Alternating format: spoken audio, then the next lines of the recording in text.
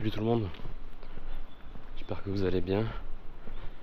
Nouvelle vidéo aujourd'hui, on est à Tokyo toujours. On est au temple Jorenji.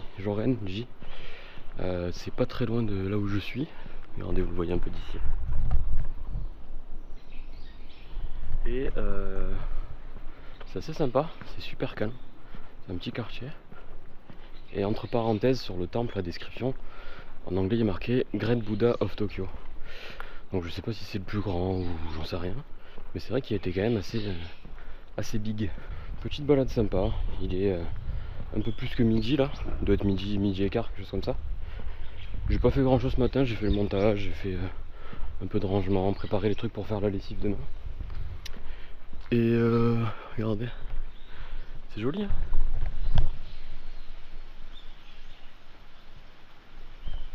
C'est vraiment très calme. Et là du coup on est en direction de la gare de Narimas, je crois, pour aller à Kawagoe. Je sais pas si ça se dit Kawagoe ou Kawago ou Kawage, je sais pas trop exactement. Mais en gros c'est un ancien village qui est resté un peu dans l'air du temps. C'est un peu comme les quartiers, je crois que c'est par là. C'est un peu comme les quartiers, je crois que c'est Gion à Kyoto. C'est avec une vieille architecture, des vieilles bâtisses, etc. Ils ont une spécialité là-bas, je crois que c'est la patate douce. Je crois qu'il y a des glaces de patates douces, trucs comme ça, donc sur mon tronc on va goûter. Petit hoodie, petit bonnet, il fait un peu frais. Mais c'est juste qu'hier en fait j'ai eu froid en rentrant. Et la flemme d'avoir froid encore. Donc je préfère avoir un petit peu chaud, même si ça va. C'est largement acceptable. Mais au moins à 16-17 h il fera pas froid. Parce qu'il faut savoir qu'ici au Japon, le soleil à 16h30 il n'y en a plus. Surtout en hiver. Donc à 16h30 j'abuse un peu. À 17h il n'y a plus rien. Il n'y a plus de soleil, il n'y a plus. C'est la nuit noire. À vos souhaits. Petite journée vraiment chill aujourd'hui. Hier on a marché 20 km, on se repose. Et voilà, on profite pour voir des endroits où je ne suis encore jamais allé.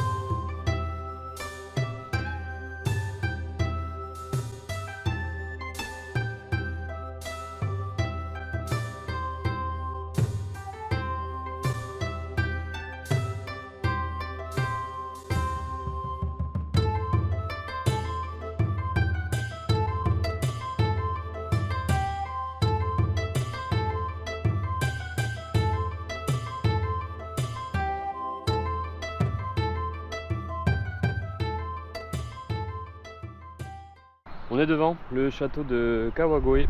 Donc ça se prononce comme ça, je vais m'enlever du soleil parce que ça me tape sur le crâne.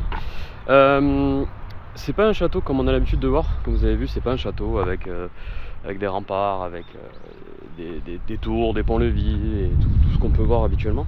Tout simplement parce que c'est juste le site du château qui est toujours là. Le château en lui-même il a été démantelé en 1800 et quelques je crois. Et les pièces ont été éparpillées un petit peu partout dans la ville et aux alentours. Il faut savoir qu'en fait ici, c'était un des points stratégiques les plus importants quand il y avait les guerres des clans pour contrôler un petit peu la région de Tokyo. Donc c'était ici au 15e, 16e siècle où il y a eu des plus grosses batailles, etc. Et donc ils se sont disputés cette partie-là de la ville parce que c'était là qu'était le château initial. Il reste plus grand chose, du coup tout a été reconstruit au 19e siècle. Il reste que la salle principale, qui est quasiment similaire à l'identique, et il reste je crois un couloir qu'ils ont gardé quelque chose par-ci par-là. Et c'est le château du coup entre guillemets qui est le plus proche de Tokyo. Si vous voulez visiter un petit peu un château de l'époque féodale, ça sera ici le plus proche de Tokyo. Donc on est à grosso modo on a 1 heure de Tokyo, un peu moins. Donc si vous voulez voir comment c'était un petit peu avant, comment ça s'agençait, la décoration, l'architecture, etc. Le plus proche de Tokyo, ça sera ici. Il y a un palais, évidemment, à Tokyo, le palais impérial. mais il est visitable que je crois 1 ou 2 fois dans l'année. Donc le plus proche pour voir ce genre d'architecture, ce genre d'endroit, c'est ici à Kawagoe.